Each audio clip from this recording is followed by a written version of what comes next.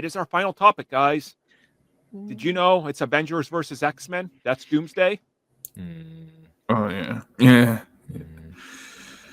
The one install everyone has on the internet just activated with that. So Let's be real about this. They will fight each other in this film. yeah, but people were thinking like this. But that's Both of not them the are gonna, film. yeah. You know, like that's. I Not think the extent we get is the Civil War and Age of Ultron.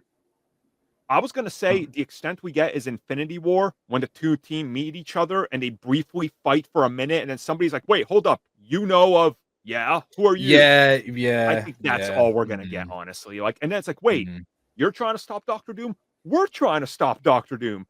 Oh, we're friends now." Like, it's going to be that. I don't even think they know. Maybe, yeah. I'm banking very, very hard on the reason why it's RDJ is because Loki's pulled in an Iron Man.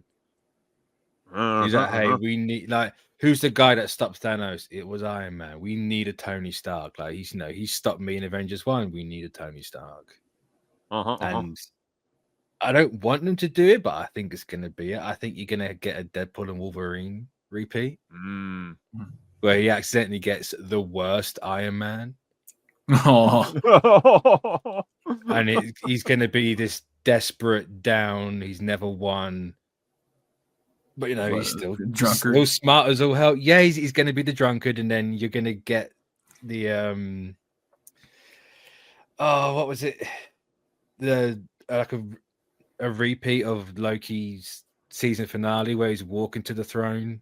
Yeah, and he gets all the stuff around him, and he sits down. Yeah, he takes him out. That's when we get Doom. It's going to be right at the end. The paint, or it's going to come off the Iron Man armor. He'll get the cloak. He'll sit on the throne. I mean, that'd be an interesting twist. And like, you could. That's the thing. Like, I also think like that's the finale to reform the universe in his perfect image. And to get there, you do need a foil because they can't fight Doctor Doom the entire time. He's the end boss, sort of the next film, right? And there's an interim boss here.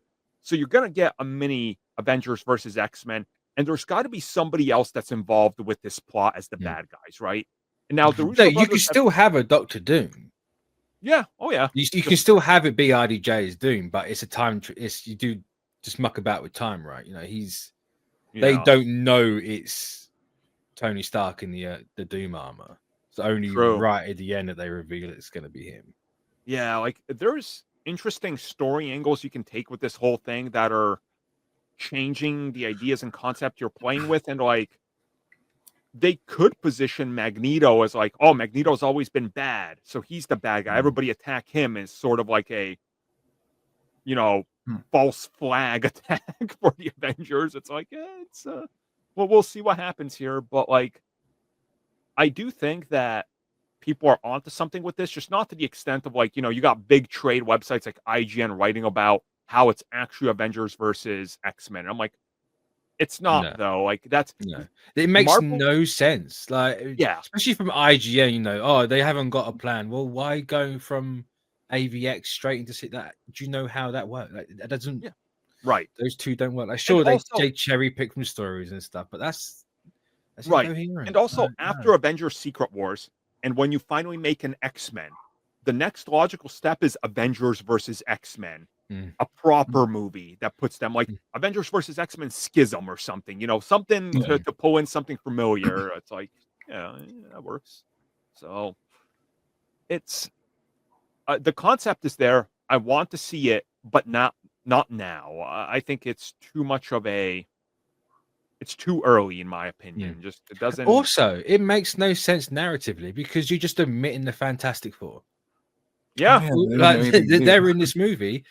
I'm willing to bet good money that the lineup we had of the chairs is the billing order of this movie.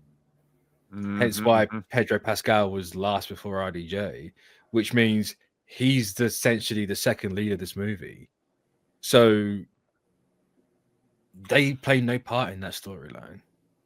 Yeah.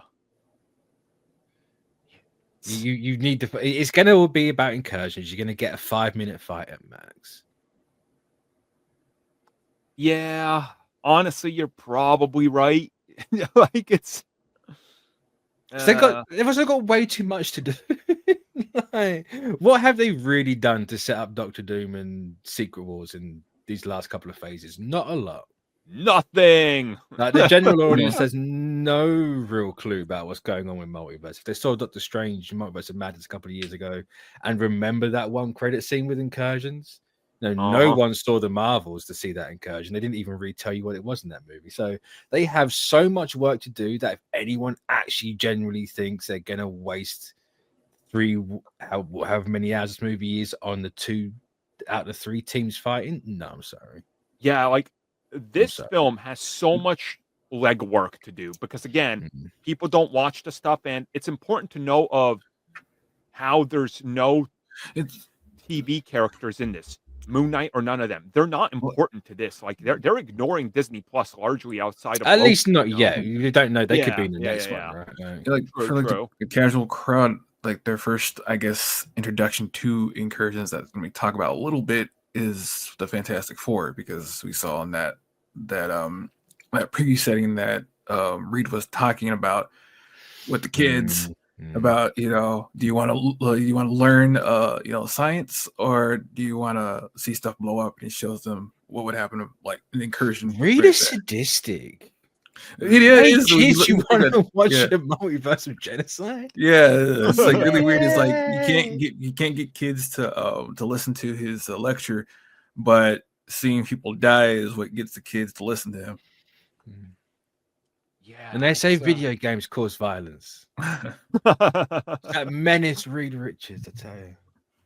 Man, I mean, what do you think about the whole idea of kind of approaching this in a way where clearly you can't make the X-Men look like bad guys and the Avengers can't be the bad guys? So again, the end goal is Doctor Doom reveal and all that. Is there something they throw in as like a curveball for us that nobody expects? Because there has to be, right? Like there has to be some curveball thing in here.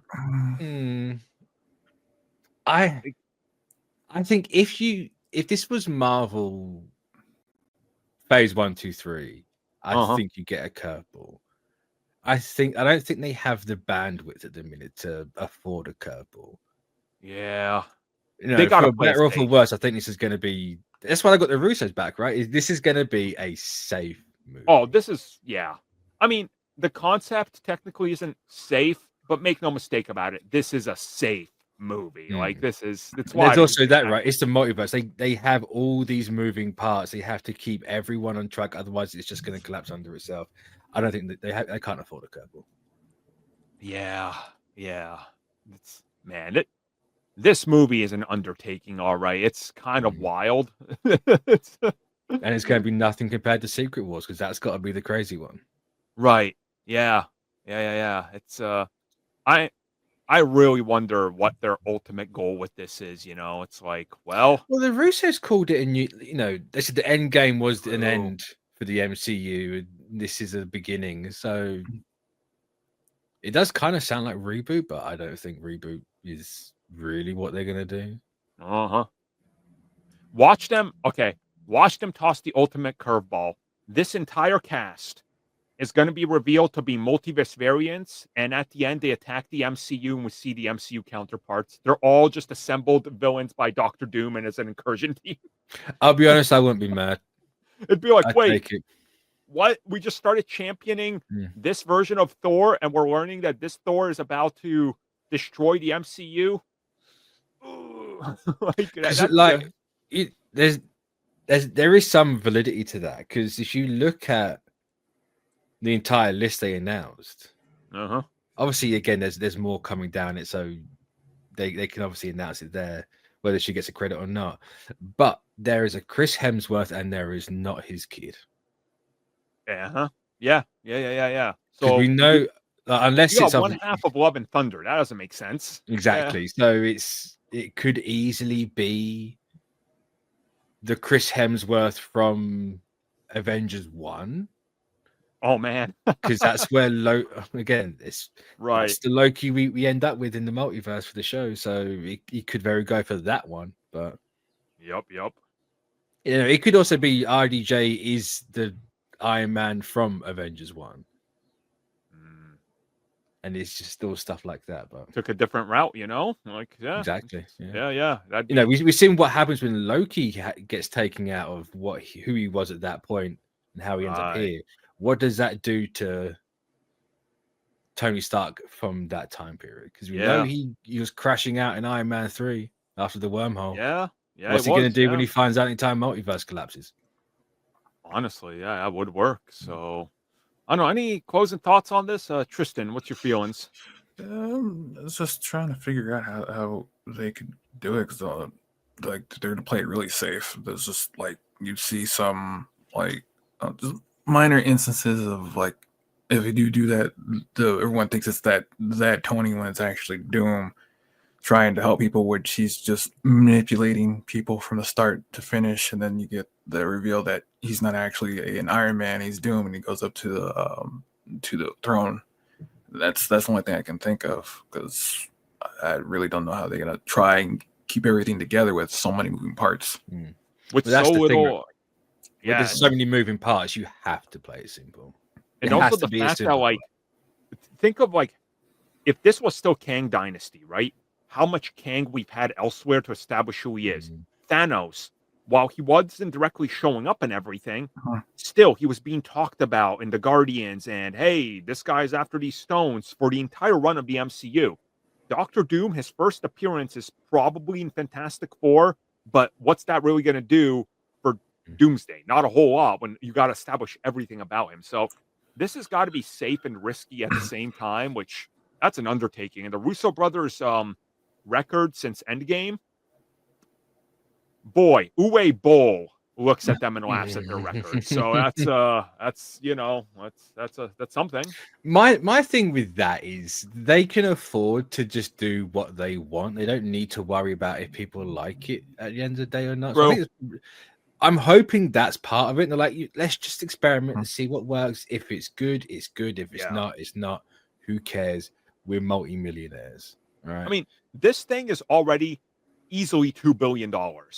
If Hugh Jackman and Deadpool can bring in 1.3 and 3 Spider-Men bring in 2, this is easily 2 billion, 2.5 probably, 3 billion. My thing with this, you know? I was thinking about this earlier.